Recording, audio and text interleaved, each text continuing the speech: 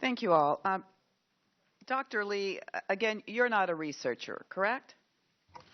No, not in physical science, right? Not in physical science. And yet this hearing is about the use of fetal tissue in a scientific setting. So my area of study is bioethics. It's a little confusing to me as to why this panel, which should be comprised of scientists, doesn't have a whole panel of scientists. But you are an ethicist, so let me ask you this. One of the questions one of my colleagues asked was, is it unethical for a tissue procurement facility to contribute to an abortion clinic? And you gave an answer. Do you think it's ethical for members of Congress to receive campaign contributions and then vote for a specific bill from that institution or carry a bill for that institution? I'd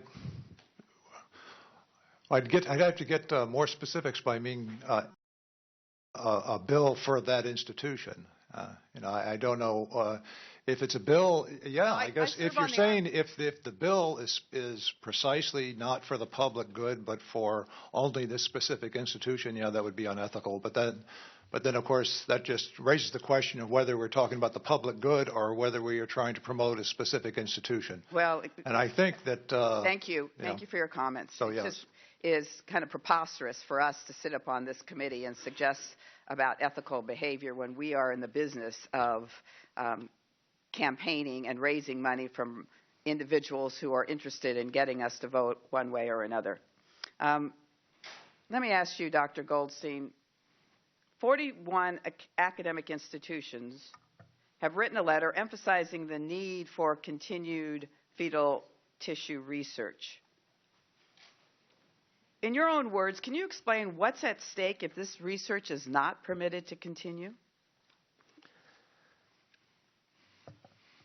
Predicting the future is a very dodgy business, and any of us who claim to predict the future have got to do so cautiously. But I think it's fair to say research into deadly disease will slow down. And that's not virtual. If I'm 2 years later finding a therapy for a disorder, that's 2 years' worth of people who will have developed that disorder and passed away from it. I think back to Christopher Reeve, with whom I testified some years ago in an embryonic stem cell hearing. And we talked at that time about what was at stake for people like Mr. Reeve. And the fact was, time was at stake. So he sadly did not live long enough to see us putting an appropriate fetal neural stem cell type into clinical trial. I'm sorry about that, because I think he would have been really heartened to see that. And he ran out of time.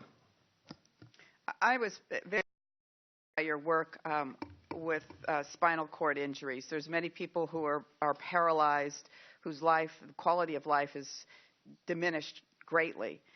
The work you're doing right now, where you're using fetal neural stem cells, has the potential, does it not, to create a means by which individuals in the future who are living in a paralyzed state could, in fact, have fuller function?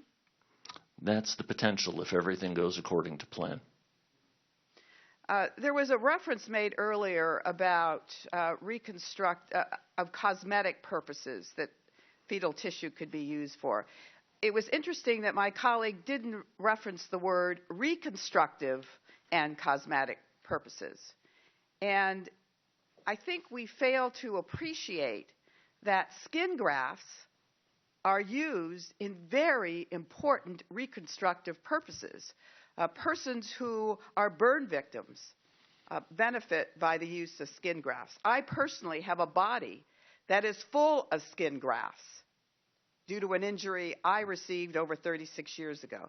So let's not diminish or somehow dilute the importance of the use of skin grafts in the effort to potentially improve people's lives. I'm also concerned, and I've only got 20 seconds left, so Dr. Goldstein, I'm concerned about the chilling effect on researchers who are now being called, much like the McCarthy hearings of old, to have their names associated with research they're doing. Could you speak to that? I think a chilling effect of naming names is always a danger of this sort of proceeding.